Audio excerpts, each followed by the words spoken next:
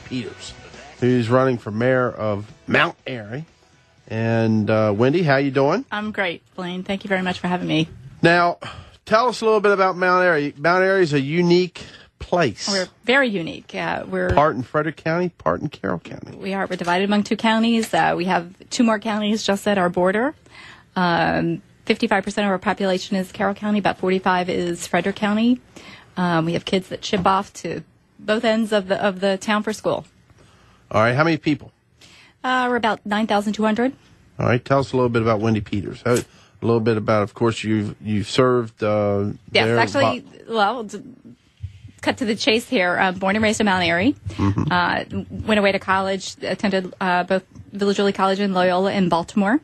Got a bachelor's degree in political science. Met my husband, decided to move back to Mount Airy. Moved into the house that I was raised in, and have lived there since 1988. My dad told me early on, my dad was a seated councilman at the time. His first term, I think, started in 1988. And who was your dad? Billy Wagner. Wagner's Meats. Wagner's Meats, that's right. He told me at the time, look, if you're interested in any of this, you better get your feet wet and learn what it's all about. So I started volunteering, served on the various commissions throughout the years, starting in 1990. My dad served for 4 terms, 16 years, and when he decided he was ready to go off to greener golf courses and spend some time golfing, I ran for his seat, and I was elected in 2004. Re-elected again in 2008, and now I've decided to move forward and run for mayor. All right, and tell us a little bit about the form of government Mount Airy has. Sure. We have a strong council government. The president of the council is more or less the stronger leader. The mayor is the chief financial officer, the chief administrative officer, and the person who's out in front there is the representative of the town. All right. And how many people are on the council? We have 5 members on the council. And right. As I said, and for a little bit there, you had the mayor and the president as the same person, right? Yes. You've gone through a couple different mayors. We've had a turbulent year, shall we say. Okay. We started off with our mayor who was injured in an accident, Mayor Frank Johnson, who was injured in a bike accident, and a month or so after recuperating, determined that it was best for him to resign, and he resigned. And as a result of his resignation, according to our town charter, the president of the council then takes over as the mayor. And that was President Dave Pyatt.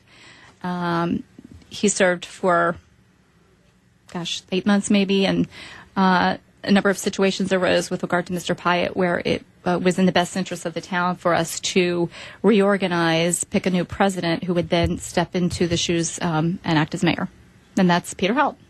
Mr. Helt decided he did not want to run for mayor, and I am running. All right, and why are you running? Why am I running? Well, I think, look, we've had a turbulent year. We've had some turbulent times in our town. We need bring back a little bit of stability. We need leadership at the top. I think we're sending messages. I don't think we're doing our town giving it the respect that it truly deserves. We've got a lot of great things happening in our town. We've got a lot of things that we can do in our town with regard to community, with regard to volunteers, with regard to business development. And I think I have the tools, having served in a number of different capacities over a number of years, that I can help bring those things to the town. All right. And, of course, you have you don't state police that does your police enforcement? I'm very proud that we're part of the resident trooper program with Mayor State Police, yes. And you have public works? Sure. We have our own water and sewer department. We have our public works, which is the streets and roads department. We have our parks and rec department. We have the normal 66B planning and zoning. How many people you have working for Mount Airy? Right now, I think we have 25 full-time and probably, I think it's about 5 part-time. What type of budget you all working with? A tight budget, like everybody else. Well, no. I mean, general revenues. We're probably about 3.6. That doesn't include water or the other enterprise funds, that kind of thing. But tight like everybody else. Real about tight. $3.5 million budget. Huh? Mm-hmm. So what are the key issues for Mount Airy? Well, I think certainly always the growth is on the front burner or back burner of everybody's mind, and I think my opponent is trying to paint me as pro-growth, and growth is an issue. Growth is an issue that we'll always have to deal with. The one thing that I think needs to be clear is You guys are talking about growth in this economy? Right. Yeah, You need it. well, Everybody needs it. Yeah. It's a fear tactic, mind you. Okay. I started off in the Planning Commission back in 1998, and in 2002, we worked to draft the very first APFO. So I have always been a proponent of growth control measures to make sure that because we've had a number of annexations and issues in the past with regard to our town where people didn't like the pace at which we were growing. There are lots of other reasons why that happened, none of which were part of my control at that time.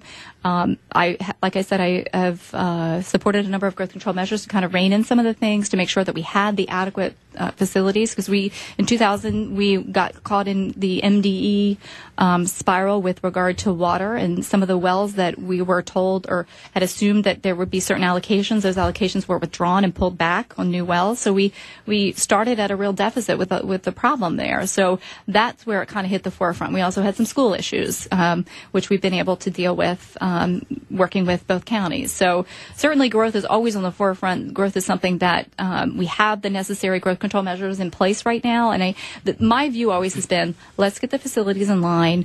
Let's get things to a pace where we can decide what complements and brings good things to our community that we, as the consensus of the community is that we want and need.